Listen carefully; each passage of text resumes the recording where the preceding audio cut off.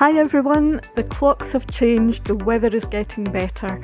I am looking forward to getting back on the car camping road. I am currently making changes at work, moving to a different department and reducing my hours. This will give me all the more time to travel and create more content. I can't wait.